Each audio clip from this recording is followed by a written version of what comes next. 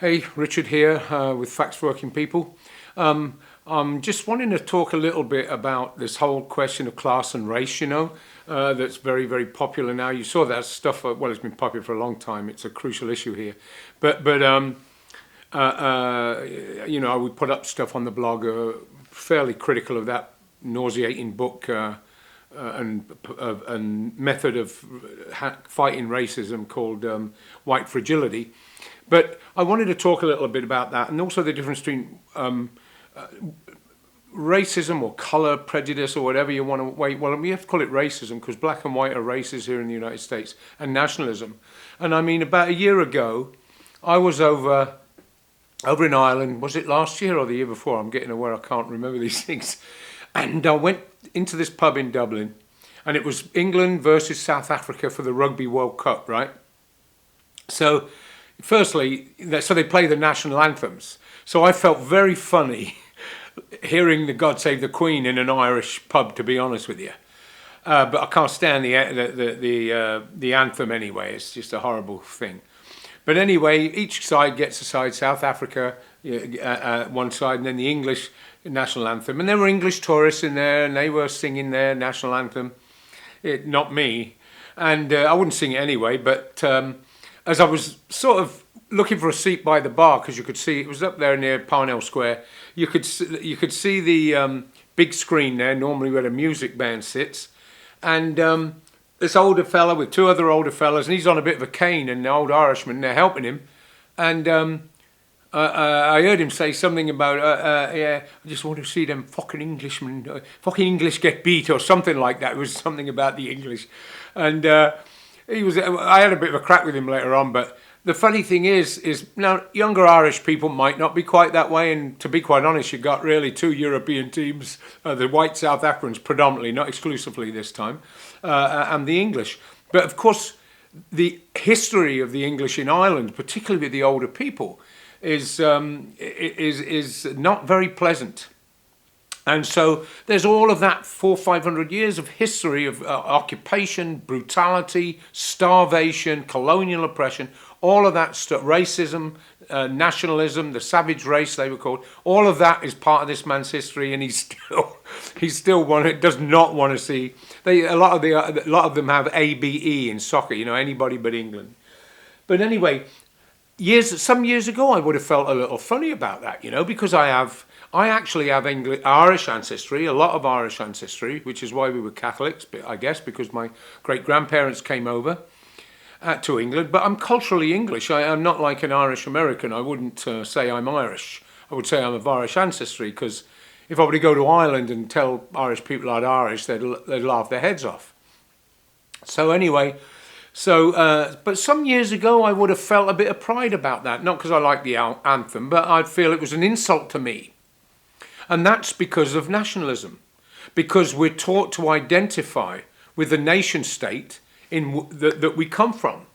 And if you think when I lived in Nigeria as a child, that nation state is like a box.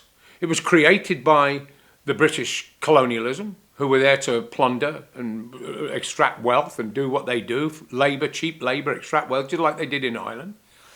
And so you have this box that they created that has, and it's a product of capitalism, the modern nation state, and that has many different tribes in it.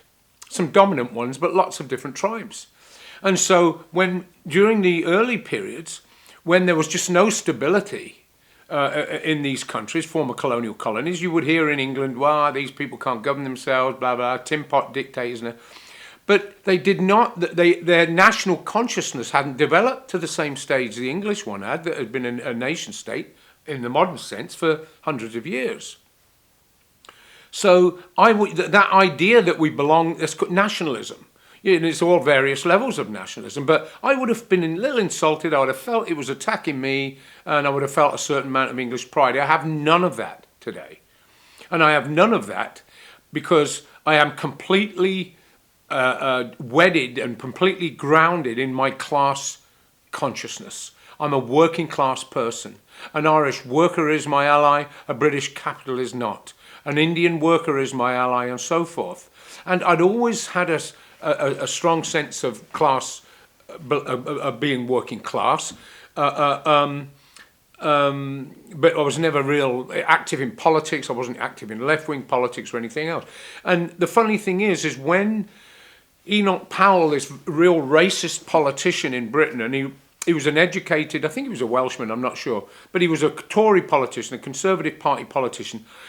In the 60s, when he started, they were going after the immigrants, and it wasn't the vicious, nasty use of language like you would see the white supremacists and white nationalists and Nazis here.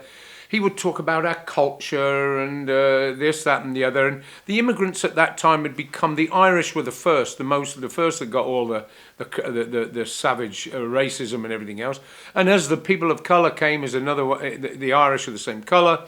And so it's another little easier way to identify them and point at them as the cause of any problems that are a product of the capitalist system of production, the capitalist mode of production. In other words, for the white English ruling class to divert the natural class hatred of the working class toward the ruling class and the middle and upper middle classes, or certainly distrust of the upper and middle class rather, to divert that toward animosity earlier toward the Irish and then toward people of colour. So I'd lost all of that. When I was in Iraq in 71, I never, when they would approach me, and the Iraqis were very, very kind to me, and the British screwed them over, of course. And I used to say I'm like the Queen in that I have the same colour skin. I don't talk anything like her, actually, although we speak the same language, but we're very different class dialects and everything else. And I drink tea, and that's it, And so I'm firmly broke from that. And so the thing is, why I'm sort of raising that, I've been reading and I've written some stuff too about the situation in America. When I came here, in relation to Enoch Powell, it was overwhelmingly a national issue for me. But the issue of colour did begin to creep into my consciousness in that way, and it was rare. It was difficult for me because I had lived in Africa, grew up with black kids, and my parents didn't hide me from black people or anything like that. But it did begin to creep in and take more of a hold, I think, in British culture. I don't know what it's like now. I've been gone 48 years. But the thing that's important is this. In America, where whiteness is a race, where black and white are races, and this is something, I'm not going to be able to talk much about it now, because if you don't keep these short, nobody listens to them anyway. In America, it's a very different thing. So I was predominantly a national question for me. But of course, in the United States, it's totally different. When I came here, I remember them asking me, one of the immigration, I can't remember where it was, what race I was, and I'd really never thought that much about that. And I'd said to them, I'm English, and I was informed that I wasn't. I was white. So that was sort of new to me. And also, there was an Indian fella who I worked with who was quite dark. In the south of India, they can be almost black, but they're not African. They don't look African, but they're almost black. Certainly sub-Saharan African, and so they made him that back then put black, but of course he classified himself as Asian. So this whole concept here, we're products of our upbringing. And when you look at the situation in the United States, and I'm going to touch on this, I think I'll have to in another little video, is the colonial Anglo-American colonial ruling class, the bourgeois here, their predominant means of dividing the working class, those whose labour provides their wealth and their profits, the predominant way of doing that was by the creation of this concept of a white race. And what that did then was it gave the lower, the most poor of whites privilege, what we call here white skin privilege and so forth. And it even made the Irish the same race as the English, which is just laughable when you give the violent history of racism against the Irish and nationalism against the Irish by the British bourgeois, referring to them as white chimpanzees, the savage race, and so forth. So that was and that if those two volumes that I write about a fair bit and that I've supported and promoted a little, and others have on the blog, Facts for Working People, that we're sort of around, is that concept arose after the rebellion, a rebellion in 1676 called Bacon's Rebellion, that did not start off as a movement of the poor whites, poor Europeans, and so forth. It was initially by a section of the ruling class. Nathaniel Bacon was a more recent member of the Virginia colony ruling class against the Indians, but that movement. In that movement, the poor, the bond servants, and the chattel bondsmen, and all of those, they began to come together. Class solidarity. I always say, we all know that if you're standing in muck together, you develop a class consciousness. If class consciousness is the dominant factor, and what the creation of the white race did was it placed the colour above class, and it's worked in this country very well for the American ruling class, for the US ruling class, and very badly for the working class as a whole, and most brutally for the black working class and the black population here. But it has been a terrible disadvantage because it undermined the inherent class consciousness that people have when they're in the same conditions, that just grows out of us when we're in the same condition. So that is something I want to touch on a little bit. But what else I want to say about it is, so what it was white supremacism and white privilege. Now, I've come into big clashes with people that raise the question of white supremacy and white privilege if they don't raise it, if it's devoid of any class concept, because I don't want to hear a professor like the woman that wrote White Privilege lecture me, and some black writers have come out and savaged her as well.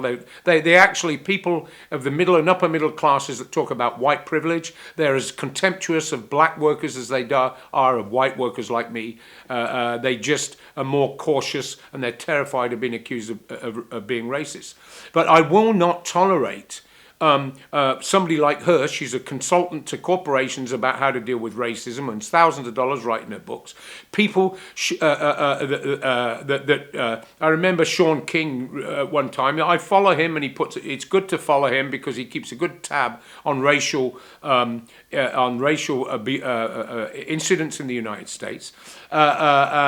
But he worked for the guy that owns, forget his name now, he owned one of the major newspapers. He was a white man and everything else. So if you're going to talk about white privilege, devoid of class, I'm not interested from these rich and upper middle class and from the white bourgeois. Even the Ford Foundation contributed and supported seminars on white supremacy.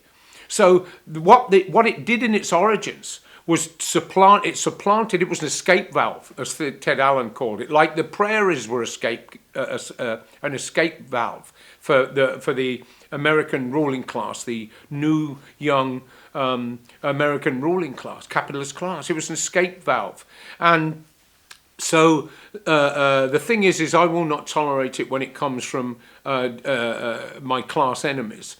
And the last thing I want to say in this little short one, I'm going to try and do a second one so I don't just leave these things lying, is that if you, I'll give two examples. If I think about my black co-workers, and we worked in very, very good job for working class people, but black, white, no matter what your background, we had very good jobs.